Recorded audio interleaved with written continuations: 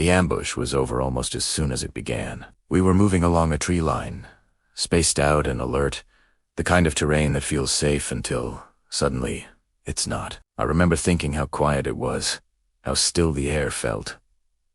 That thought barely finished forming before the world just erupted. Gunfire came from both flanks at once.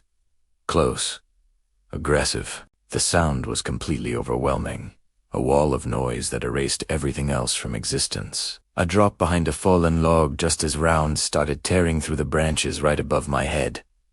Splinters flew everywhere. Leaves disintegrated into the air. In that moment, years of training just took over. I identified my sector of fire, leaned out just enough to engage, and fired controlled bursts to push the shooters down, to give us a fighting chance. Someone near me went down hard, yelling in pain but still conscious. That sound cut through everything. A sharp point in the chaos. I immediately shifted my position, firing to cover him while our medic moved in. There was no sense of direction beyond immediate survival.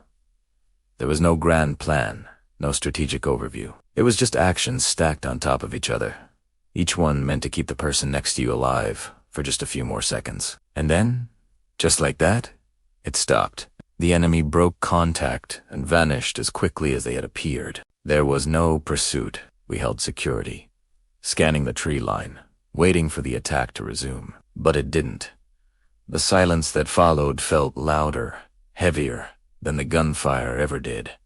Later, we tried to reconstruct what had happened. We talked about angles, distances, timing, piecing it all together. And we realized the ambush itself, the entire violent exchange, had lasted less than 5 seconds. 5 seconds of absolute chaos, followed by hours of tension and replaying every single movement, every decision, over and over in our minds. That's how combat often works. It's the shortest moments that leave the deepest, most lasting impressions. If you or someone you know is struggling with experiences like these, please know that help is available. There are resources like the Veterans Crisis Line that offer confidential support.